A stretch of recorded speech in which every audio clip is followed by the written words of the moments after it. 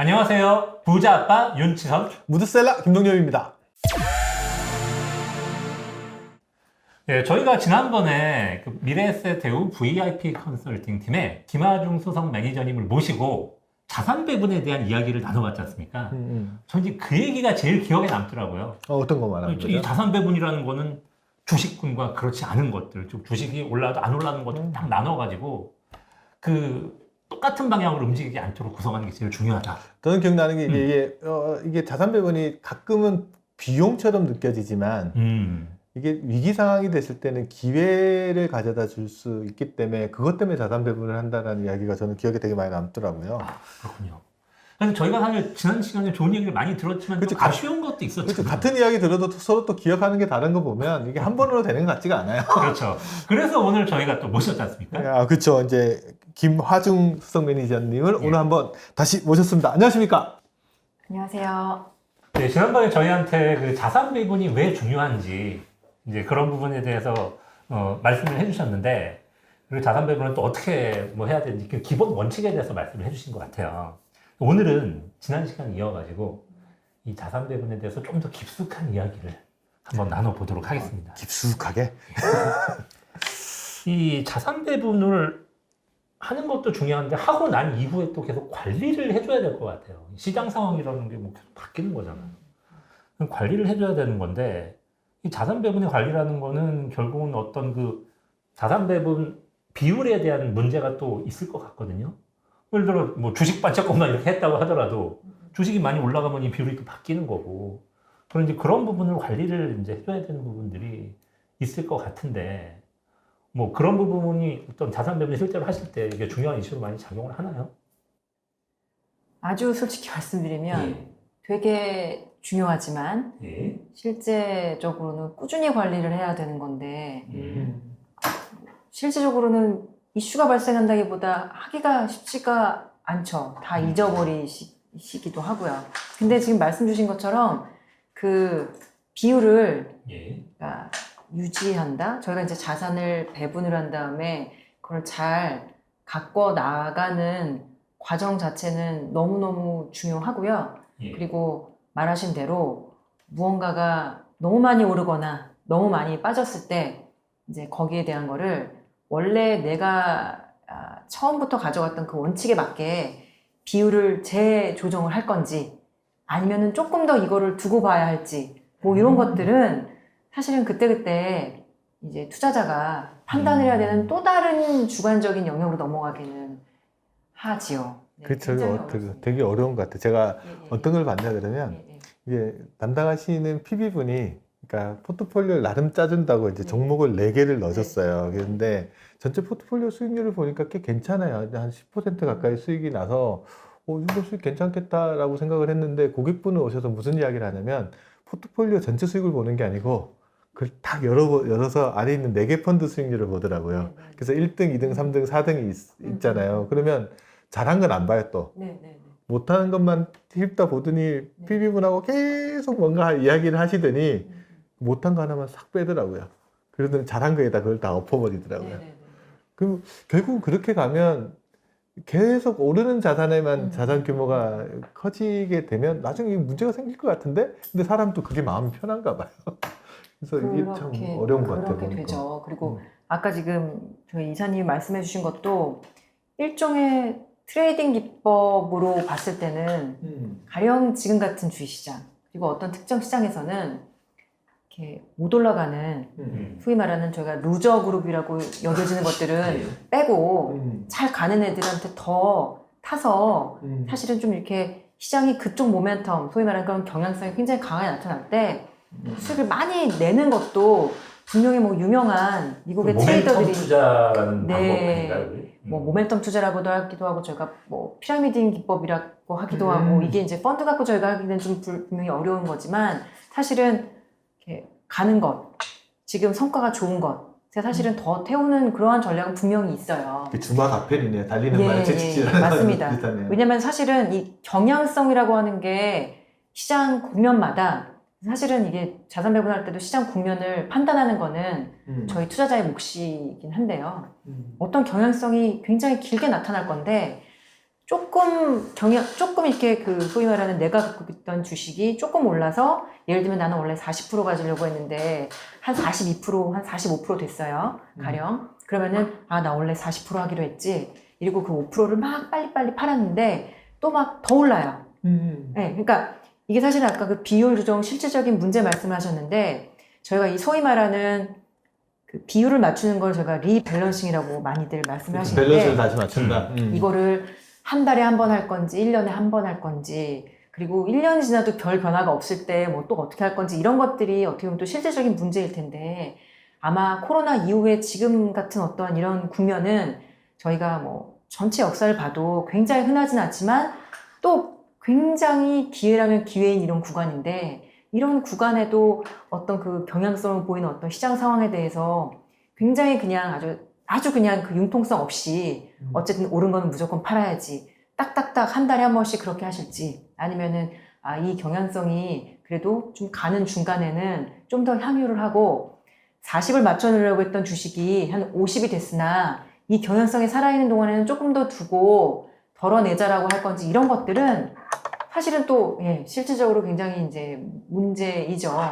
예. 소위 말해 그건 또 시장을 예측하는 영역으로 또 가는 거잖아요. 그 타이밍을 그건 어차피 우리가 자산 배분할 때 투자 타이밍 맞추는 거나 리밸런싱 할 때 리밸런싱 타이밍을 맞추는 거나 어렵기는 매일반인 것 같다는 생각이 들거든요. 그래서 사실은 내가 이때 리밸런싱을 하는 게 맞았는지 아니면 좀 더 두는 게 맞았는지에 관한 거는 저희가 사후적으로 다시 뭐 백테스팅을 해보거나 아니면은 다시 분석을 해보면서 결과가 나올 수도 있을 텐데 여기에는 이제 원칙이 필요하고 그리고 아까 이사님 말씀하신 어떤 그런 케이스처럼 주식형 펀드를 한 5개를 이렇게 쭉 나열을 해서 투자를 했는데 그 중에서 너무 못하는 걸 빼고 이러는 거는 제가 말씀드린 그 자산 배분의 원칙에는 애초에 안 맞죠. 아닌 것들이었죠. 그러니까 잘 나가는 것만 나는 가질래라고 하는 거니까 그거는 또 다른 영역인 것 같고요. 저희가 이 자산 배분에 있어서 리밸런싱 그리고 이런 걸 얘기를 할 때는 투자자분과 가령 저희처럼 투자자분들을 이 금융 쪽인 사이드에서 도와드리는 금융 전문가라고 하는 사람이 충분히 커뮤니케이션을 하셔가지고 저희가 이 자산 배분은 그냥 못한 애들은 치우려고 하는 것이 아니라 얘가 기능을 하는 데까지 이 자산의 목적은 저희가 이런 국면을 대비하기 위한 주식이 굉장히 어려우면서 채권도 어렵고 이런 국면에 대비하기 위한 혹은 어떤 국면에 대비하기 위한 비용이 드는 보험 같은 거라는 거를 저희가 이해를 하고 있으면 주식 이렇게 좋은데 얘는 왜 이렇게 아무것도 안 하고 있어 이거 가져다 치워가 아니라 그냥 절반 정도가 차 있는 그 유리컵에서 난 그래도 물이 절반은 있구나 하면서 사실은 이렇게 가는 건데 거기에 대한 이해도가 투자자도 안 되어 있고 뭐 이러시면 지금 말씀하신 그런 문제가 계속 발생을 해서 사실 굉장히 좋은 의도로 아주 정말 어떤 꿈을 갖고 시작했던 자산 배분이 그 과정이 이거 굉장히 지난하거든요. 그쵸. 굉장히 긴 기간이에요. 저는 그래서 대표적으로 연금 같은 거에 이 자산 배분은 무조건 지켜야 된다고 말씀을 저는 굉장히 많이 하는 편인데 굉장히 긴 기간 갖고 왔을 때 저희가 달성하기 요즘 같은 저금리 시대에 뭐 5%, 6% 말이 돼 이러지만 저는 길게 유지하면은 무조건 가능한 게 자산 배분 전략이라고 생각을 하는데 이건 길게 해야 돼요. 그렇죠. 2년에서 자산 배분이 성과를 논할 수가 없는데 투자자분도 조급하시고 옆에서 저희가 사실은 자문을 드리는 저희도 한 뭐 1년이나 한 몇 개월이 약간 이렇게 조금 수익이 안 좋으면 이걸 더 사야 되나 저걸 더 사야 되나 고민하기 쉬운데 저희가 이 약속을 처음에 왜 했는지 이 자산 배분이라는 걸 저희가 어떤 목적 갖고 왜 했는지와 각각의 구성원들이 왜 여기에 들어가 있는지 그 각각의 그 빌딩 블록의 의미를 저희가 잘 이해를 하면 그런 생각은 좀 많이 줄어들 것 같고요. 다만 저희가 주식을 하기로 했는데 이 주식이 그렇다고 저희가 글로벌 주식에다가 분산 투자하는 어떤 그런 펀드를 하나를 사놓는 게 아니라 가령 미국에 투자하는 걸 할 수도 있고 뭐 가령 저희 한때 이제 정말 추억인데 브릭스 같은 거 저희가 투자하기도 했고 막 되게 다양한 거 정말 오래간만에 듣네 브릭스. 예. 근데 이제 브릭스라고 그 처음에 그 골드만삭스에서 브릭스 만들고 저희도 중국에다가 브라질, 인도까지 넣었으니 이게 얼마나 좋아 막 이렇게 봤었던 그런 때는 저희한테 브릭스가 굉장히 좋은 장기 투자 아니었는데 저희가 보다 보니까 그게 아니면 그런 거는 바꿔야죠. 저희가 이 주식의 축이라고 하는 거에는 저희가 성장이거든요. 굉장히 강력하고 가장 우량한 질을 가지고 있는 성장을 저희가 찾고자 하는 건데 그게 뭔지는 시장 상황에 따라서 정말 바뀔 수가 있어요. 그런 것들은 저희가 좀 부진한데 이게 잠깐이 아니라 고착화될 수 있고 이건 앞으로는 계속 하향할 것 같고 이런 거를 자산 배분한다는 이유로 뭐 그냥 계속 가져가면서 여기에다가 더 사야 되고 더 사야 되고 이거는 아니고요. 네, 그거는 아니에요. 주식 안에서 나는 성장을 가지고 있는 그거를 살려고 했는데 이거의 성장 동력은 완전히 깨지고 내가 생각했던 거가 좀 판단이 틀렸다. 이런 생각을 하면은 바꿔야죠. 요거는 지금 이런 이슈 때문에 바꿔야 되는 거고 저희가 뭐 미국, 중국 어떤 것들을 저희가 어떤 그런 예측치를 가지고 전망을 가지고 딱 샀는데 그런 식으로 움직이는 것 같지 않으면 저희가 그런 판단은 당연히 심사숙고해서 바꿔야 된다고 생각은 합니다. 또 사람들이 하다 보면 네네네. 초심을 잃어버리는 게 뭐 마음이 흔들린 것보다 까먹는 경우들도 많잖아요. 네. 내가 그러니까 처음에 내가 왜 이렇게 자산 배분을 했었지? 이게 뭐 보통 한 3, 4개월 지나고 나면 잊어버리거든요. 그래서 어떤 분은 처음에 자산 배분을 할 때 몇 프로를 노팅을 해두더라고요. 써두고 그다음에 현재랑 변화가 많을 때 너무 변화가 많으면 그 시점에 이렇게 리밸런싱을 한다라고 하는데 그 방법이 괜찮은 방법인가요? 괜찮은 방법이죠. 사실은 이게 너무 그 자산 배분을 해놨는데 예를 들면 자꾸 제가 40이라는 말씀을 드리지만 40이 50이 되고 60이 됐다는 얘기는 사실은 그 40이 60이 됐다는 얘기는 50%가 올랐다는 얘기이기 때문에 굉장히 많이 50%도 아니죠. 뭐 지금 제가 순간 수학 영역이 들어가는 건데 어쨌든 많이 올랐다는 거기 때문에 이 정도 오르면 사이클이 있으니까 좀 지나치게 올랐으니까 좀 줄여야겠다. 이거를 어떤 분들은 1년에 한 번 기계적으로 리밸런싱을 하라는 말씀을 주시는 뭐 그러한 유명한 투자자분도 그러니까 투자자분들이 대부분의 개인 투자자분들에게 주는 조언은 마켓 타이밍을 할 수 없으니 하려고 하지 말고 자산 배분을 해놓은 다음에 1년에 한 번 리밸런싱을 해라. 1년에 한 번. 이런 말을 주시는 분도 있고 그러니까 예를 들면 아까도 저희가 말씀드렸지만 이거를 자의적으로 하다 보면은 결과적으로 이도저도 아닌 게 돼버릴 가능성이 있으니까 약속처럼 1년 뒤에 내가 하기로 한 그 숫자랑 좀 벗어난 게 있으면 덜어낼 건 덜어내고 싸진 거는 조금 더 사고 이런 것들 1년에 한 번 하라는 분도 있고 그 정도가 너무 세지면 그것 또한 이제 그 투자자가 나에게 약속을 할 수 있죠. 가장 변동성이 큰 자산인 주식이 원래 했었던 그 포지션에 비해서 5%포인트만큼 더 올라갔다라고 하면 나는 그러면은 다시 좀 줄이겠다. 이런 것들은 제가 볼 때 어떤 정답이 있는 게 아니라 나와의 원칙이고 요거는 지켜나가면 네, 수익이 장기적으로 안 날 수 없다라고 생각을 하고 있어요. 지키는 게 어려운 거죠. 그러니까 리밸런싱 하는 주기에 대한 이야기를 하셨는데 네네네. 특정한 기간을 정해놓고 이때는 무조건 리밸런싱 하는 날. 네. 어떤 분 제가 보니까 자기 생일날 매년 하시는 분이 있으시더라고요. 까먹으니까 네. 생일날은 나는 리밸런싱 하는 날 해가지고 그렇게 하면 안 까먹는다고 그날 계속 자기 걸 하시는 분들도 있으시고 그리고 또 두 번째 방법은 비율을 정해서 나는 뭐 A라는 분야에는 한 40% 넣게 되는데 그게 비율로 한 20% 넘게 초과됐다라면 그 시점에 한다. 이건 좀 계속 봐야 되는 문제는 좀 있겠네요. 기계적인 게 아니고 아니면 시스템적으로 하는 그럼 차라리 이런 비율로 하시는 분 입장에서는 예를 들면 자산 배분형 펀드 같은 것들 그러니까 예를 들면 뭐 나는 주식 비중을 50%만 가져간다라는 펀드들 같은 걸 아예 차라리 사두면 알아서 이렇게 배분이 되면 그게 또 더 나은 방법은 아닌가요?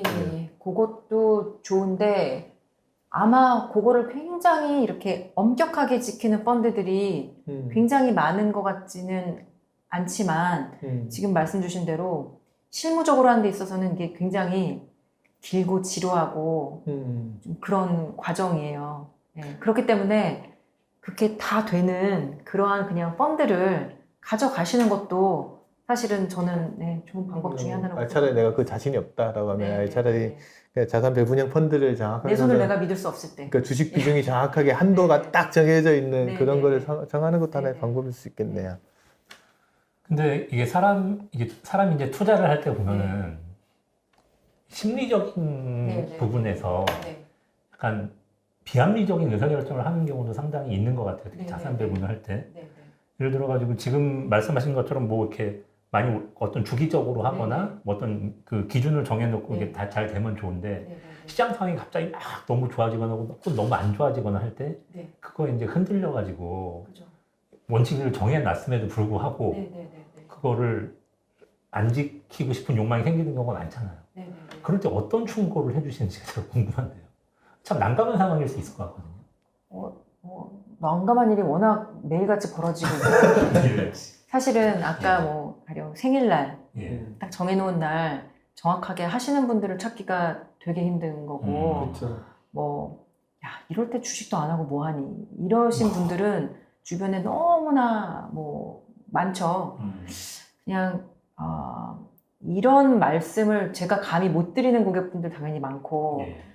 친구도 있고 여러 가지 동료분들도 있고 하지만 그냥 저희가 스스로 이렇게 생각을 해야 되는 것 같아요. 그냥 운과 실력을 구분을 해야 되고 저희가 보통 주식이 오를 때 내 자산도 막 오르면 내가 굉장히 실력이 있어서 주식 뭐 이렇게 자산이 늘어난 것 같다고 생각을 하실 텐데 지금 같은 구간은 저희 이 방송이 나갈 때 또 시장이 상황이 어떨지가 잘 모르겠습니다만 저희가 그 리플레이션이라고 그 통화 확장 정책으로 그냥 자산 가격을 올리고 있는 구간이거든요. 이런 때는 돈의 힘이라고 하죠. 소위 말해서. 정말 내가 주식을 잘 골라서가 아니라 정말로 그냥 주식들이 알아서 막 굉장히 잘 올라가거든요.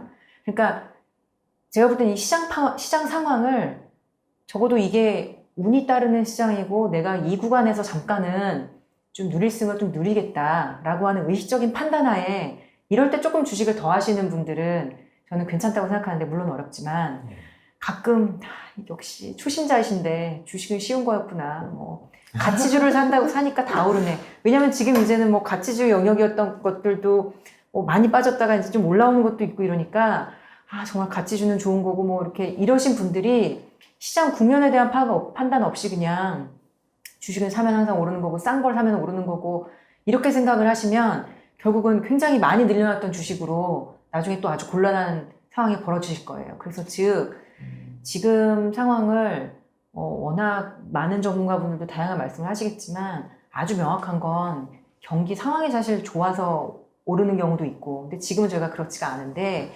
이런 경우에 잠깐 소위 물이 들어올 때니까 이럴 때는 조금 주식을 원래 내가 정해놓은 원칙보다 조금 더 가져가는 것 자체를 어리석다. 너는 약속을 못 지키는 뭐 그런 사람이야. 뭐 이렇게 저희가 신뢰하기는 되게 어려울 것 같고요. 다만 이게 운이고 이 타이밍이 주는 거고 이게 결코 언제든지 큰 변동성이 올 수도 있다라는 거를 좀 생각을 하셔야 된다라는 거죠. 그리고 사람들은 자꾸 본인이 굉장히 잘 맞췄다고 생각을 하시는데 저희가 굉장히 이제 존경을 하는 많은 투자로 정말로 불을 일구신 분들 있잖아요. 투자 컨설팅을 해서 돈을 받아서 부자가 되신 분들 말고 정말로 투자를 잘해서 돈을 버신 수많은 분들이 마켓 타이밍은 하는 거 아니다라는 말씀을 모두가 하는 걸 보면은 사실은 저희가 지금은 주식이 오를 것 같으니까 주식을 많이 하고 이제 주식이 안 될 것 같으니까 주식은 다 빼고 이러는 거는 진짜 귀신같이 하는 거는 너무너무 불가능하다라는 거를 기본적으로는 제가 좀 겸손한 그런 게 있으면 그런 게 필요하지 않나 싶습니다. 그쵸, 끊임없이. 자기가 이게 운인데 네네네. 실력으로 착각하는 경우들. 네네네. 또 요즘은 거기다 요새 플렉스가 대세잖아요. 자기가 투자하다가 한두 종목 따고 나면 이거 또 자랑하고 싶거든요. 네네. 그래서 이게 혼자서 하면 조용히 하면 될 텐데 또 옆에 가가지고 야, 너 해봤어? 괜찮아? 이것도 안 하고 있어? 이런 이야기 하거든요. 그래서 이때 이제 이걸 뭐라 그러냐면 투자한 사람들이 이거 하나 맞추고 2개 맞추고 그럼 자기 손가락을 찾아가요. 찍으면 다 올라가기 때문에. 그래서 이제 이걸 황금 손가락 증후군이라고 하는데 요즘 보면 주변에 황금 손가락 증후군에 걸리신 분들이 꽤 있으신 것 같아요. 그게 진짜 황금 손가락인지 증후군인지 자기 운인지 실력인지 좀 정확하게 판별해 볼 필요가 뭐 대부분이 일단, 운일 가능성이 크다. 그냥 운이다라고 생각을 좀 하시고 지금 이렇게 좋은 기회가 주어져 있는 거를 내가 잘 봤기 나는 그러니까 시장을 되게 잘 보는 사람이야라는 거는 저희가 버려야 되는 생각인 것 같고요. 네네. 그래서 운이 좋았다. 뭐 이 정도 생각하고 조금 좀 겸손한 마음으로 포트폴리오 관리를 해야 된다. 말씀이신 거죠. 그렇죠. 너무 쉬워 보일수록 사실은 틀릴 가능성이 곧 나오는 거니까 굉장히 예측 못하게 또 엄청나게 크게 오게 되는 게 이제 그런 것들일 거니까 네, 나도 내 친구도 모두도 돈을 벌고 있으면 저희가 당연히 한 번쯤 생각을 해봐야 되는 거고 이게 네, 시장이 준 어떤 기회이긴 한데 그 기회를 조금 네, 언제든지 방향성이 틀어질 수 있는 내가 이 주식을 너무 잘 봐가지고 이게 지금 이렇게 많이 올랐네 라고 생각하는 게 아니라 좀 냉정해질 필요 있는 것 같아요. 지금은 좋은 거 플러스 돈의 힘이 올려주는 부분들이 분명히 있으니까 좀 그런 부분들은 조금 제가 쿨다운을 해야죠. 그래서 그런 말씀 많이 하시잖아요. 아직은 춤출 때인데 문 앞에서 춤추고 있으라는 말씀들을 투자 대가분들이 하셨어요. 문 앞에서. 예. 바로 그게 그거예요. 그러니까 제가 춤을 지금 아직 음악이 나오고 있는데 춤을 나 혼자 안 추기 아쉽죠. 예. 아쉬운데 이 말씀드린 거는 문 앞에서 갑자기 음악이 딱 예기치 않고 꺼질 수 있으니까 언제든지 나갈 수 있게. 그 이야기 하니까 생각나. 옛날에 어릴 때 게임하던 거 보면 뭐 의자 5개 놓고 6명이 막 돌아다니다가 갑자기 음악이 딱 멈추면 5명만 하고 한 명 못 앉는 경우 그 시장에서 버려지는 거잖아요. 그죠? 바로 그거죠. 그럴 수 있기 때문에 항상 이런 거 음악이 멈출 때 대비를 좀 하는 전략들이 필요하다 이 말씀이에요. 다른 5명은 다 이제 음악이 멈출 수 있어 하면서 의자 내가 어디 앉을까를 이렇게 보면서 슬로우 이렇게 뭔가 이렇게 춤추는 속도를 이렇게 낮추고 있는데 정신없이 춤추고 계시던 분들은 결국 절대 앉을 수 없잖아요.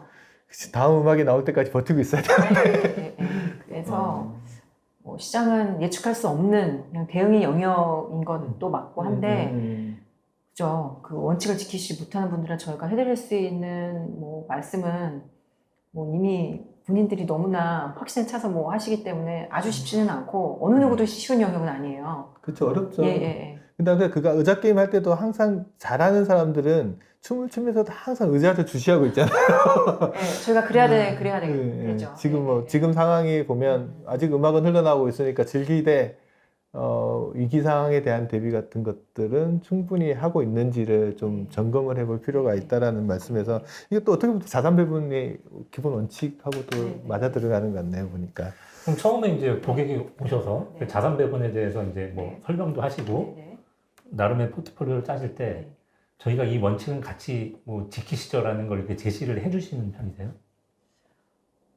사실 그 부분이 가장 중요하다고 생각을 하죠. 아, 그건 가장 중요하다. 가장 중요하다. 왜냐면은 옆에서 조언을 드리는 저도 시장 상황에 따라서 마음이 하루에도 수십 번 바뀌는데 내 돈인 투자자분들은 또 오죽하시겠으며 투자자 본인이 이제 모든 걸 다 하시는 분도 당연히 마찬가지이실 것 같거든요. 그래서 다만 이렇게 저희가 특히 옆에서 조언을 드리거나 할 때는 더더군다나 이 투자안 그리고 혹은 이런 자산 배분 전략의 저희가 목적이 무엇인지에 대해서는 충분히 공감을 하지 않으면 예, 아까 말씀 주셨던 것처럼 야 이거 이상하게 안 오르고 있는 거 이런 거 좀 갖다 치워라 뭐 이제 이런 일이 계속 벌어져서 결국은 이제 그런 게 한동안 좋다가 나중에 굉장히 이제 또 큰 손실을 안겨다 주기도 하고 뭐 이러기 때문에 네, 당연히 처음에 했을 때 이 자산 배분이 그냥 뭐 단순히 일단 이것도 좋고 저것도 좋고 좋은 게 너무 많으네요 하는 류의 자산 배분이 아니라 네, 좋은 게 한 10가지가 있으니까 10가지를 하자는 것이 아니라 이게 이러한 메커니즘 때문에 저희가 가령 이렇게 자산 배분을 하려고 하는 거다 라는 거를 사실은 저희가 말씀을 드리는 게 저희 금융 전문가 특히 이제 웰스 매니지먼트 쪽에서 고객분들의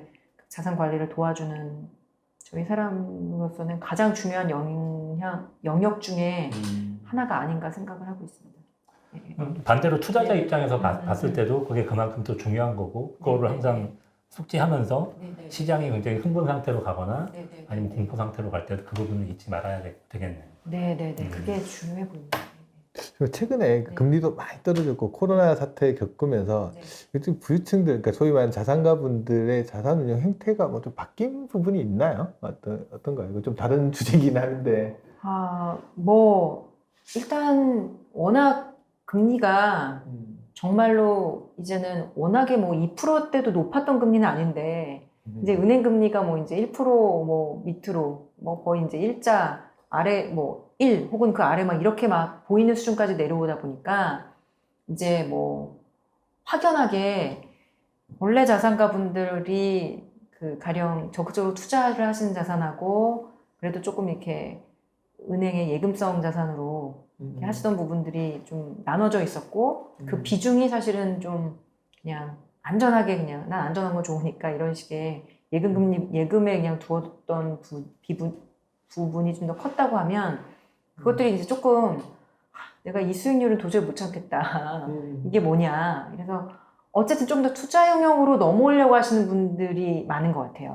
그거는 그냥 자산가 분들의 자산이 몽땅 부동산에 있지도 혹은 몽땅 주식 같은 거 있지도 않고 당연히 이제 현금성 자산 이렇게 다양하게 있으신 분들 중에서도 이 현금성이 좀 더 이쪽으로 옮겨와야 되는 거 아닌가라는 그런 고민들을 분명히 많이 하시는 것 같고요.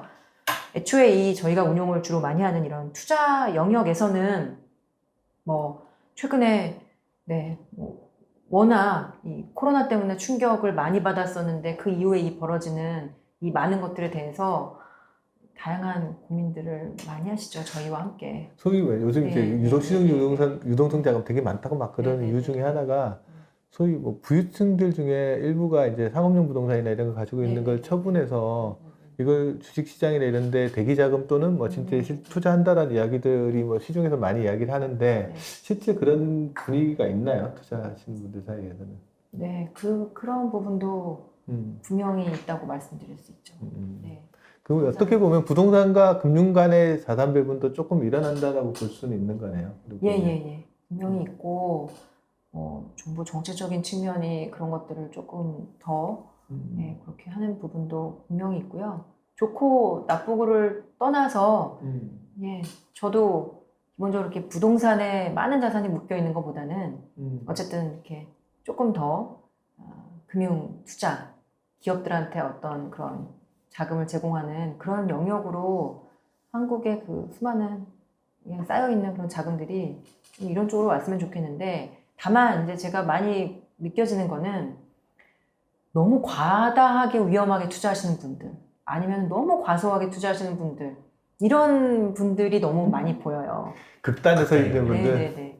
이거를 모두 이렇게 저희가 해결해 줄 수 있는 게 자산 배분인데 어쨌든 이 자산 배분은 좀 재미없고 그게 뭐야 이러시는 분들이 여전히 한국에 되게 많은 것 같아요.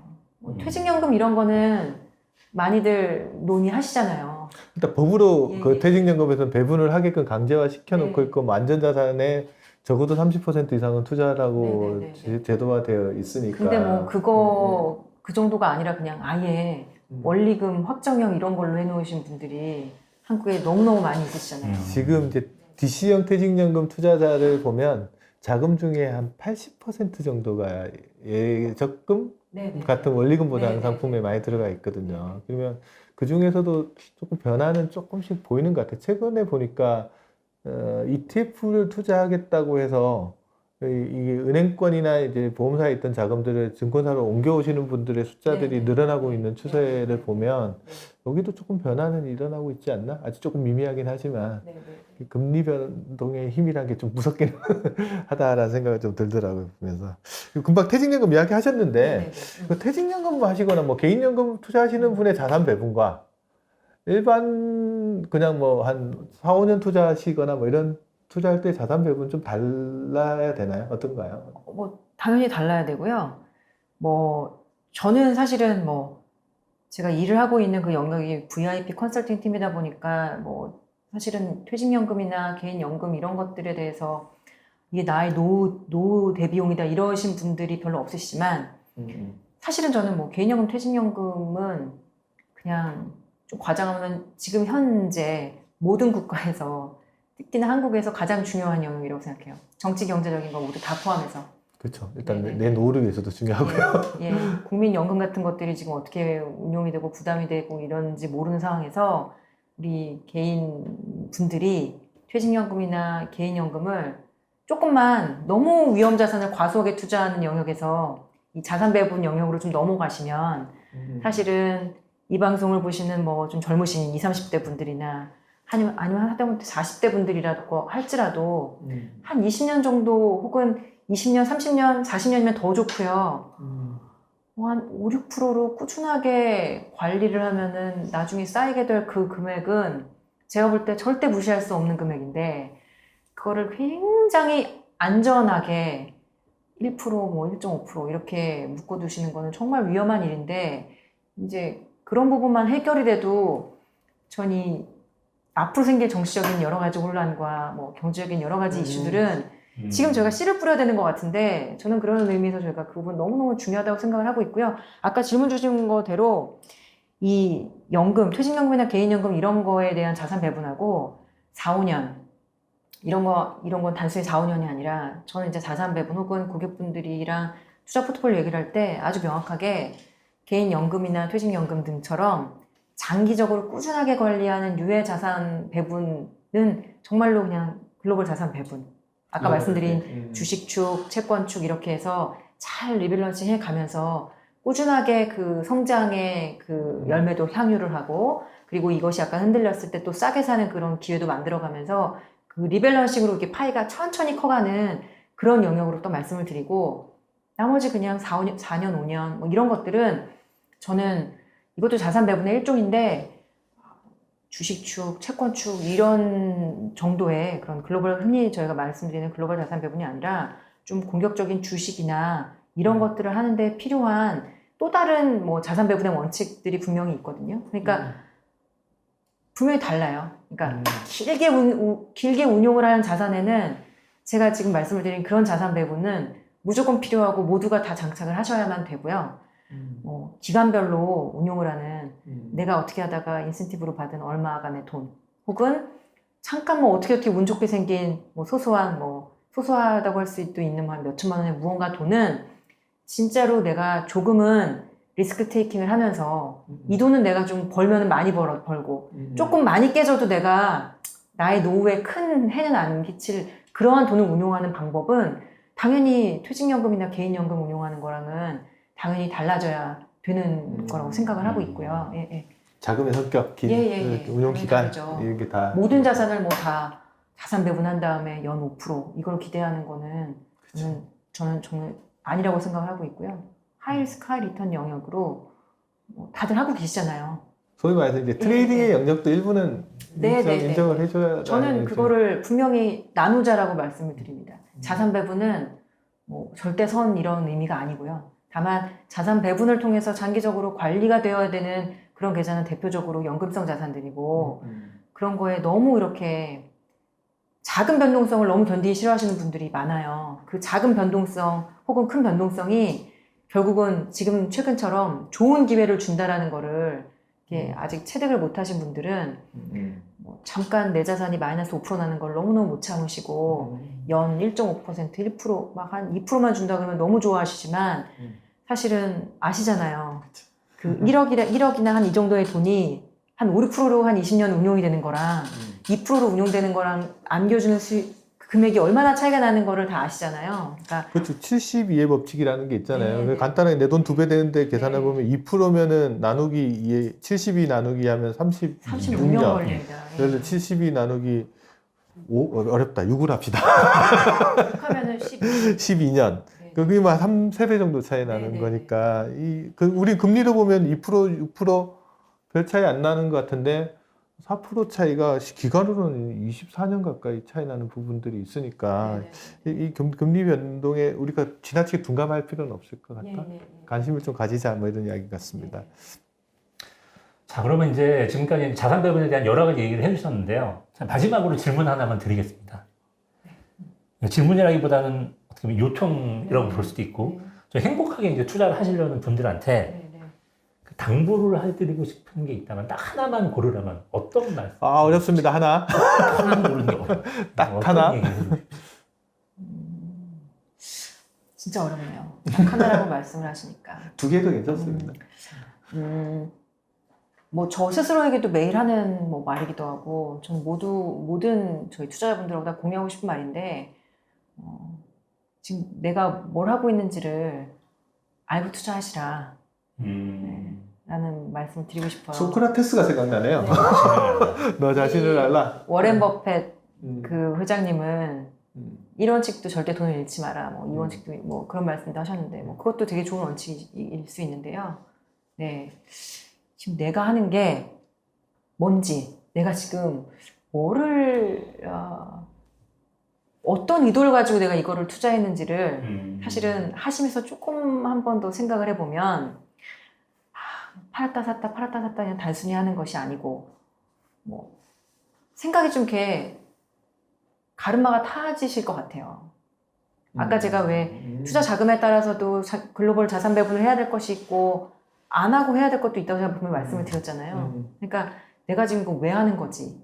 나 이거 지금 무엇 때문에 어떤 목적으로 투자를 하는 거지라는 생각을 한 번만 더 하셔도, 그리고 이제 하나만 더 첨언을 하면은 정말 그냥 엑셀 파일 하나 열어 두시고 지금 내 연금 계좌에 있는 내 잔고를 한번 확인하신 다음에 이거를 내가 20년간 뭐 제 너무 나이가 들어가는 것 같은데 30대이신 분은 한 뭐 60세 혹은 65세 본인이 은퇴를 희망하는 그 나이를 딱 해보시고요. 뭐 20년이면 20년, 아니면 25년, 30년 복리로 내가 한 5%씩 벌면은 지금 내 연금 자산에 있는 게 얼마가 될지와, 이게 한 2%만 돼도 사실 높아 보이는데 이제는 2%로 운용되면 얼마가 될지를 한번 이렇게 보시는 거 필요해 보이고요.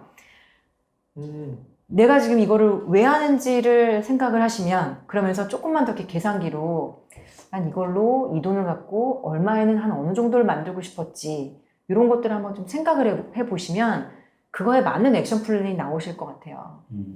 그냥 뭐 돈 버는 게 너무너무 좋으니까 막 하시는 것보다는, 물론 그러다가 운이 좋아서 아니면은 좋은 친구를 둬서 이렇게 좋은 수익이 날 수도 있는데, 내가 지금 이거를 왜 하려고 했는지, 내가 이거 목적이 나는 한 어느 정도를 좀 벌었으면 좋겠다고 생각한 금액인지, 그리고 연금자산 같은 경우에는 지금 여기 있는 거 내가 별거 아니라고 생각하고 다들 내팽겨 두신 분들이 굉장히 많을 것 같거든요. 제 주위에도 굉장히 많으세요. 그런 걸 왜 관리를 하냐, 위험하게 이러시는 분들 너무너무 많아서 그거는 제가 진심으로 너무 안타까운 것 같아요. 그런 것들이 높지 않은 한 5%, 제가 볼 때 꾸준히 관리라면은 연평균 5%가 불가능한 숫자가 아니니까, 그 정도가 나오면 진짜 내가 우습게 봤던 지금 내 계좌에 있는 5천만 원이나 한 1억 정도가 전체가 되게 다 얼마가 될 수 있지? 이런 것들을 한 번만 생각을 해보시면 되게 저는 눈이 번쩍 뜨이시지 않을까 싶어요. 그렇죠. 이런 게- 1억을 투자해서 1% 수익 차이 내면 연 100만 원 차이 나는 거거든요. 네네네. 그 아까 2%, 5%면 하면 300만 원 정도 차이 나는 거니까, 그게 누적돼서 몇 년을 간다 생각하면 상당히 큰 금액이 그러면은 될 수밖에 없죠. 어마어마하게 차이가 나고, 그게 생각보다 정말 내 노후에 너무너무 큰 힘이 될 수가 있는 건데, 너무 신경을 쓰셔야 되는 그 부분에 대해서 변동성을 너무 싫어하시면서 그냥 확정적인 것만 보시는 분들에게는 이 저희가 흔히 말하는 자산 배분 아이디어가 너무 필요한데, 너무 그 연금 부분에는 과소 투자가 되신 분들이 너무 많아요. 그렇죠. 예. 지금 주식시장에는 너무 과다 투자되신 분들이 많고. 예. 그래서 잘 섞여야 되는데 또 네. 극과 극을 달리네요, 네, 진짜. 네, 네, 예. 네. 적자 생존이란 말이 있습니다. 그러니까 자기가 뭐 하는지 잘 적은 사람이 네. 오래 살아남습니다. 그래서 적자 생존. 내가 지금 왜 투자하는가 한번 적어보시고요. 네. 내 자산은 얼마인지 한번 적어보시고요. 이 자산이 20년 뒤, 30년 뒤 내가 정말 퇴직할 때 얼마가 될지 한번 적어보시면 미래를 보면 현재가 바뀔 수 있다라는 네. 생각이 듭니다. 그 말씀하신 거 진짜 왜 투자하는지 한번 곰곰이 좀 생각해 보시는 시간이 될 수 있을 것 같아요. 지난 시간에 이어서 미래에셋 대우 VIP 컨설팅 팀의 김하중 수석 매니저님을 모시고 노후자산 운용의 제1원칙이라고 할 수 있는 자산 배분에 대해서 좀 더 깊은 이야기를 나눠봤습니다. 오늘 함께 해주신 김하중 수석 매니저님 감사합니다. 감사합니다.